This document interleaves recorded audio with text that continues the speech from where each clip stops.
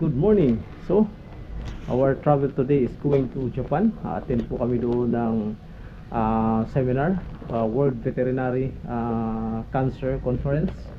Ginagawa lang itong conference na ito once in every 4 years. Kaya isang opportunity na maka-attend sa ganitong klaseng seminar. So, to learn something at may apply sa aming practice. So, aming travel is this afternoon, 2 p.m. Aming dating doon is gabi na. So, see you in Japan.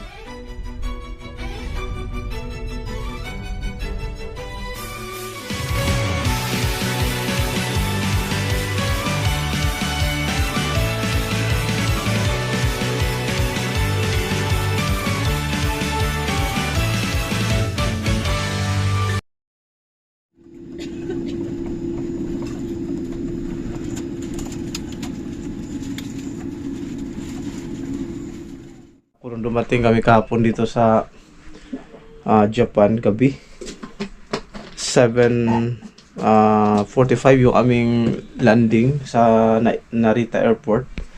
Tapos siyempre matagal pa bago kami nakalabas talaga sa airport kasi may mga immigration pa na processes. Mahaba din yung pila, madaming mga pasahero. Tapos pagdating namin doon, una naming ginawa ay kami ng internet connection. Bumili kami ng SIM card pero nahirapan kami paano mag-connect.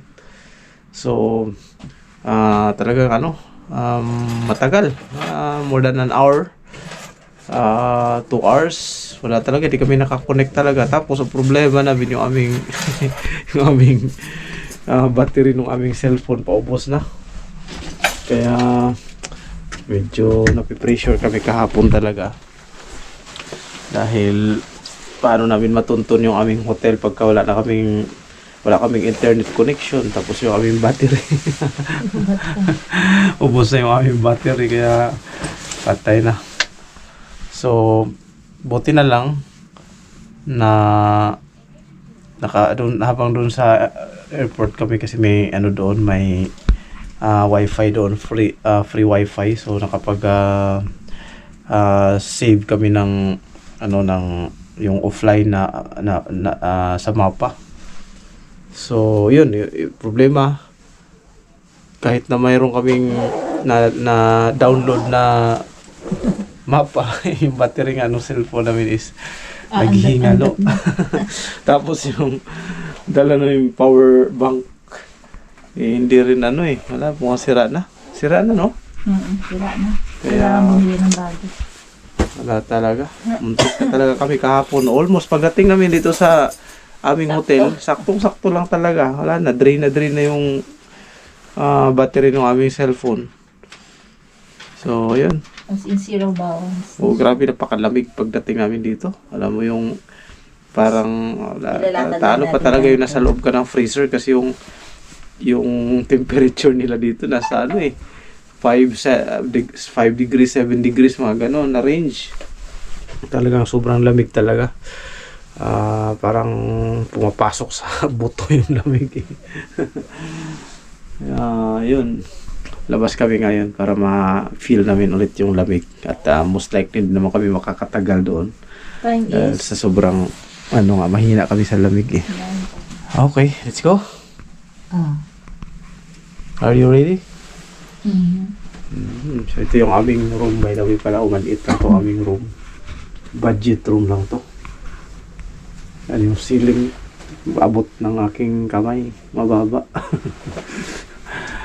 Tapos yan yung kanilang bed, maliit lang yung space yung aming mga gamit nasa ilalim ng bed. Yun, ganun lang. CR namin, yan, maliit lang yung CR. May bathtub na rin siya. Okay, ganyan yung hotel dito sa mga budget hotel dito sa high-tech yung CR sa nila. Japan. Okay, let's go.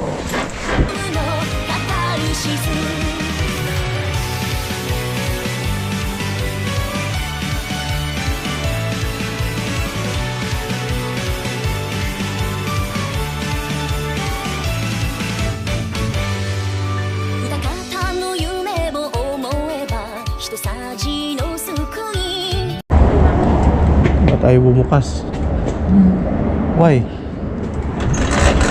Okay. Ayaw bumukas.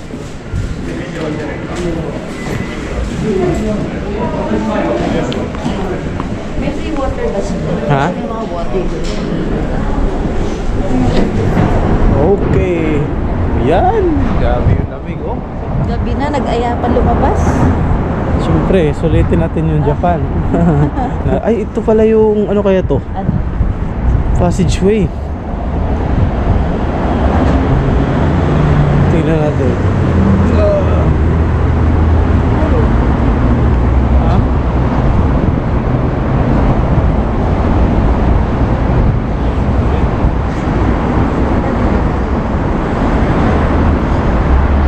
Passageway to. Kung tatawid tayo pala bukas, pwede rito sa ilalim.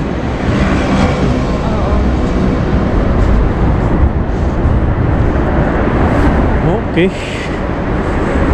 So, ha? Ayun, Roppongi Itchui. Diyan tayo. Bukas mas malapit pala sa ano natin. Sa hotel natin. Oo.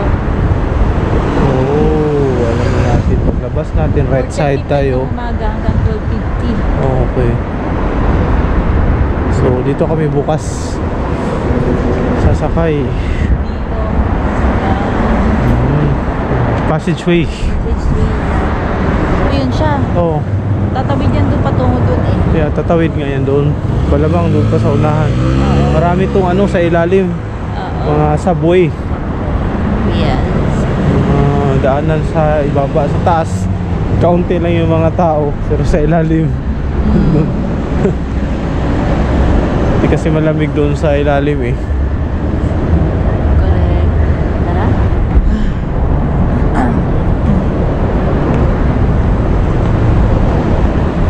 Parang masarap ng balik ulit, malamig. Ha? Grabe ang hina mo sa lamig. Tapos nangangarap ka pumunta sa icy na lugar. Talagay ko magsasayang na kayo ng Pwede sa sulok siguro. ha? Naka-thermal ka na nga eh.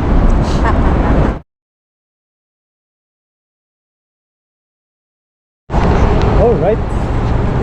So, ang aming mission ngayon ay pupunta kami doon sa pinaka-popular na outlet shopping center dito sa Tokyo, Japan. Mga 2 oras na yung biyahe.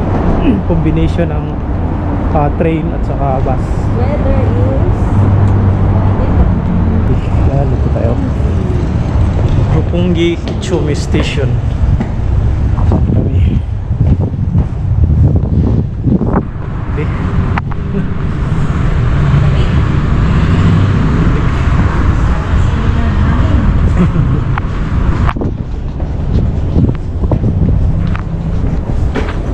Yun. So nasa ilalim to ng highway. baba lang. Ito madali. Tingnan mo.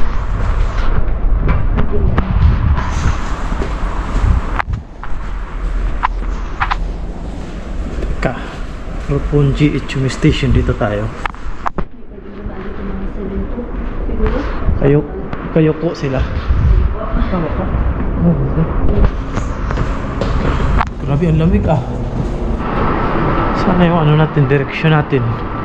Roppongi Ichumi Station dito. Ay grabe. Ba yan? Grabe. Lamig. Yan, ganyan kami pagka kumukuha ng ticket. Hintay mo lang, lalabas yan dyan. Yun, dalawa na yan. Yung dalawa na. Okay.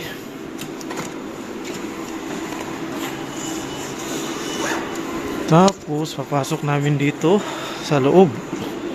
Sige. Kukuhanin namin dito. Yan na. Yan yung aming Nambuko line.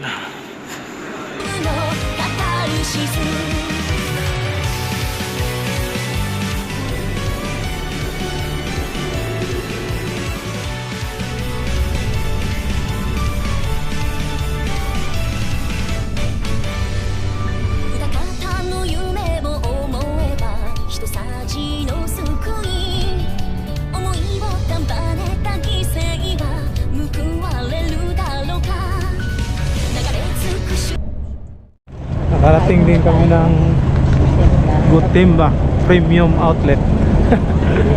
Ito yung pinakasikat na shopping center or outlets dito sa Japan.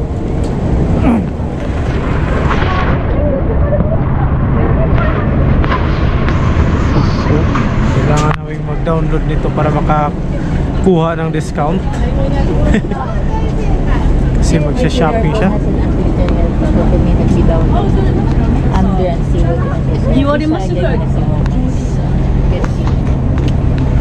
Okay. Gotemba Premium Outlet. Okay, hanap na kami ng makakainan. Daming tao. Kain muna kami kasi wala pa kaming lunch. Tingnan natin kung anong pagkain kaya meron dyan sa loob. Oh, daming tao. Isang katerbang tao. Okay, kain muna kami.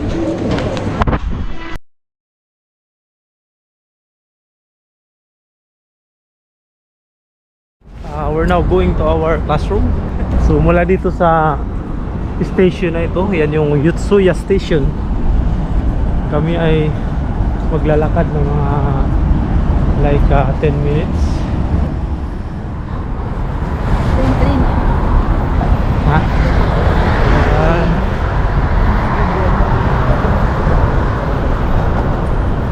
Kagandahan dito sa Tokyo, sa Japan. Kahit saan ka pupunta, ang daming network of trains.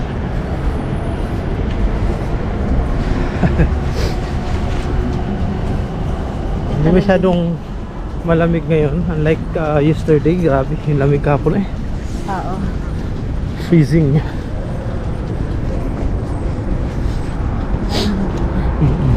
Sakto lang. Wala din masyadong hangin. Ako mahangin.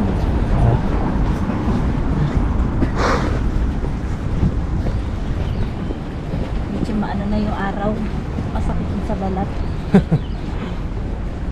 Kahapon tanghali na. Mas malamig pa dito, no? Diba? Lamig kahapon, grabe. Iba yung temperature dito, nagbabago-bago sa araw-araw. Mamayang gabi na naman. I think mamaya yata yung pinakamalamig Hindi, parang 2 kagabi. degrees. Kagabi yun. Kagabi ba? Oo, pinakamalamig. Kagabi ang temperature namin kagabi is 2 degrees. Kaya yung aking daliri parang namamanhid.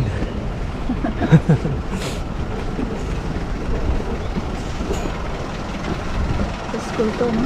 Yeah.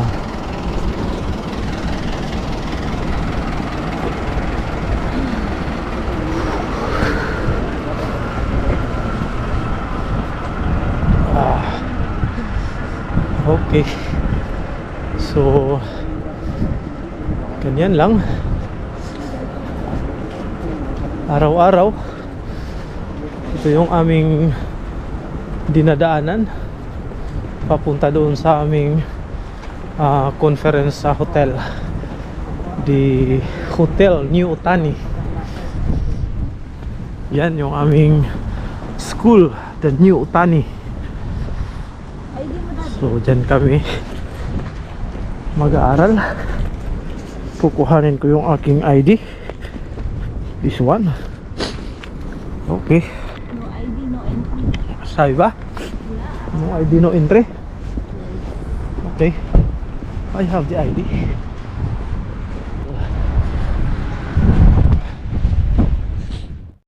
Alright, nandito na kami sa loob ng Hotel Otani. Yan yung aming mga classrooms. Ayun. They did not receive a non-steroidal at any time, and no local anesthetic, or only a line block, and a high-intensity protocol where they received a non-steroidal.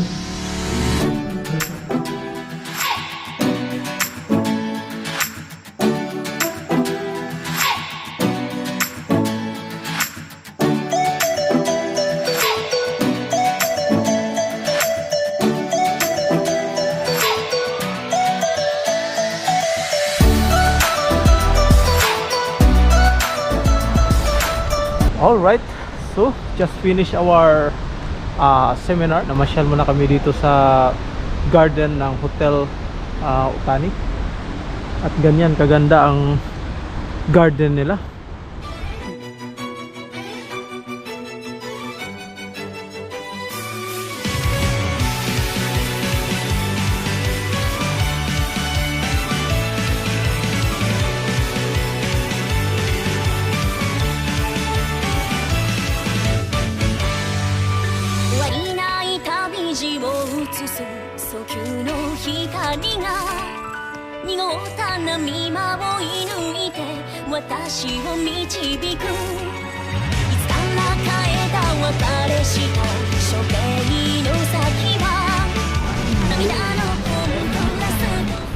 Balak sana naming mag-dinner doon sa pinakamataas na yon, pero doon pala sa pinakamataas na yon.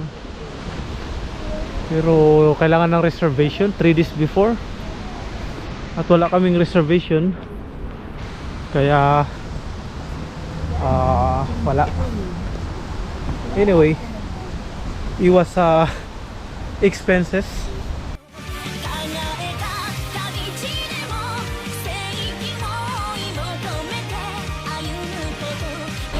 Yan yung mga yan o, malapit na tong bumukadkad. Baka bukas or sa makalawa ano na yan, magbo-bloom na yan. Oo. So kala mo parang patay na siya na puno, pero hindi yan. Ganyan talaga yung style ng puno na yan. Okay, so spend time muna kami dito. Maya maya na kami uwi pagka medyo dumilim na ang kapaligiran. Kasi wala naman kaming gagawin. At perfect na perfect yung weather condition ngayon. Di masyadong malamig. Tamang tama lang, katamtaman lang siya. Hindi katulad ng mga nakaraang hapon or nakaraang mga araw. Okay, so yun lang, ganun lang. Nauwi kami by Tuesday. So kaya wala, hanggang dito na lang ang aking pag-document sa aming Japan seminar. Hindi Japan tour. Okay, see you for the next destination. Bye bye.